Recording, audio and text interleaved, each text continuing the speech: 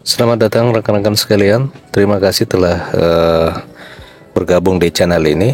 Video kali ini kita akan membahas terkait dengan mekanisme pengangkatan honorer menjadi P3K penuh waktu, yang memang skema ini sudah berulang kali dinyatakan oleh Kemenpan merupakan solusi penataan tenaga honorer pada tahun 2024. Untuk itu kepada rekan-rekan, guna menerima informasi secara penuh dan menyeluruh, silakan ditonton video ini secara lengkap. Rekan-rekan sekalian, Undang-Undang Nomor 20 Tahun 2023 tentang Aparatur Sipil Negara itu tidak memuat ketentuan mengenai tahapan penataan tenaga honorer. Pada bagian penjelasan terhadap pasal 66 hanya dinyatakan bahwa yang dimaksud dengan penataan adalah proses verifikasi, validasi, dan pengangkatan oleh lembaga yang berwenang. Segala hal aturan teknis pengangkatan honorer menjadi P3K, termasuk kriteria apakah menjadi P3K penuh waktu atau P3K part-time, nanti akan dituangkan di dalam peraturan pemerintah tentang manajemen aparatur sipil negara sebagai aturan turunan Undang-Undang Aparatur Sipil Negara tahun 2023. Kepala Pusat Perencanaan Kebutuhan ASN BKN Aidu Tauhid telah memberikan gambaran mengenai tahapan pengangkatan honorer menjadi ASN, baik itu pegawai pemerintah dengan perjanjian kerja maupun pegawai negeri sipil. Yang terpenting dari segala penting adalah data, itu yang dikatakan oleh Aidu, BKN bekerja berdasarkan data.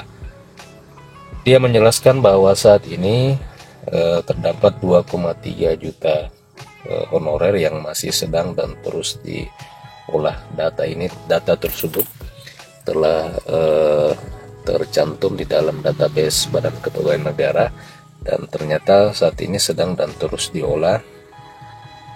Setelah pendataan, nantinya pihak BKN akan melakukan penataan.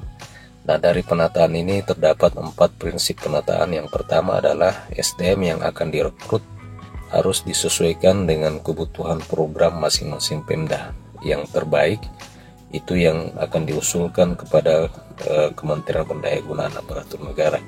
Jadi memang dikembalikan kembali kepada masing-masing instansi pemerintah daerah terkait dengan data honorer yang akan diusulkan untuk diangkat menjadi P3K yang diusulkan kepada Kementerian Pendayagunaan Aparatur Negara.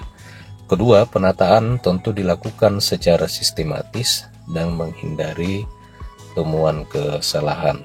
Ketiga, penataan dilakukan berkelanjutan, artinya tidak serta-merta tahun ini sekian juta, akan tetapi dilakukan secara bertahap terkait dengan penataan tersebut. Keempat adalah penataan juga dilakukan secara objektif, artinya berani mengatakan tidak ketika memang tidak dibutuhkan.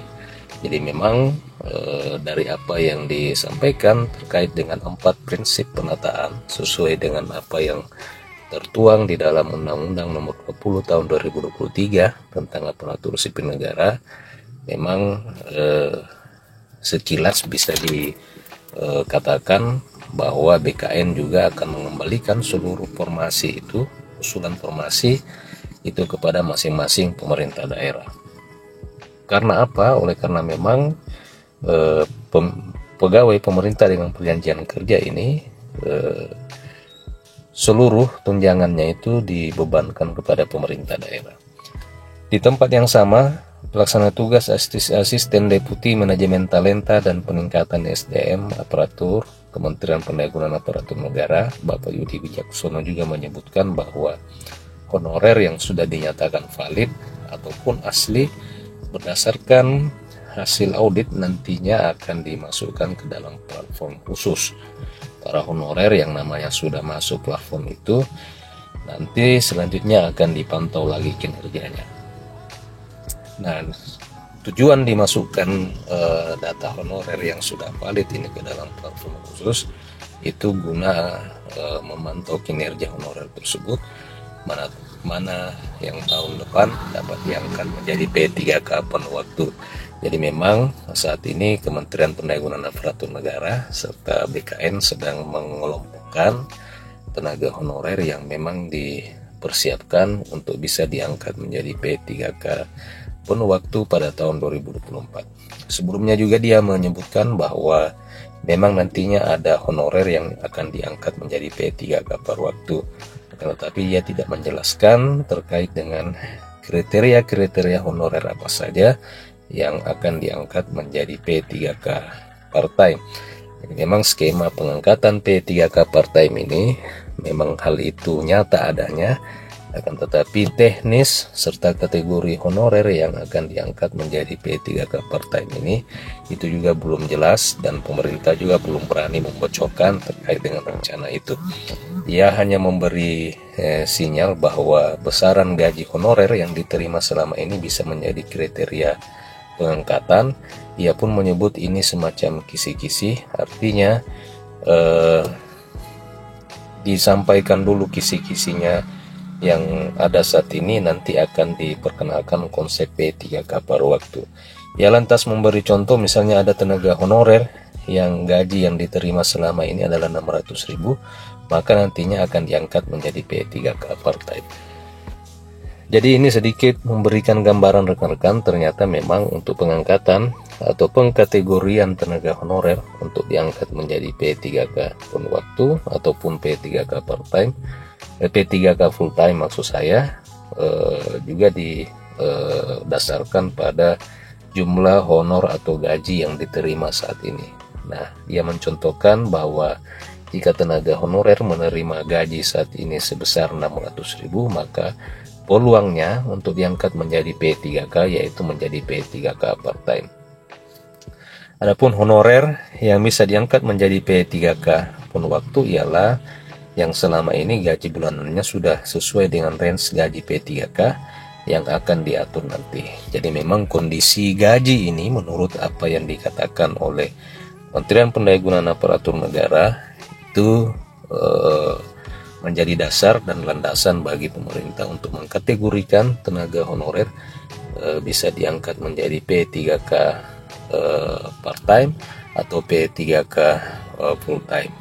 Nah rekan-rekan, jadi yang bisa disebut penuh waktu adalah P3K yang digaji dalam range penghasilan yang baru nanti.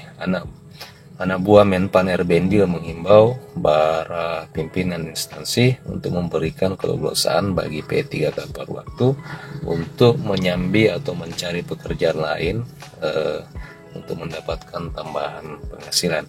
Hanya saja P3K per waktu tidak boleh mencari tambahan penghasilan di kantor tempatnya bekerja. Nah rekan-rekan, demikian berita kali ini. Terima kasih. Bagaimana tanggapan rekan-rekan? Silakan tuliskan komentar di kolom komentar video ini.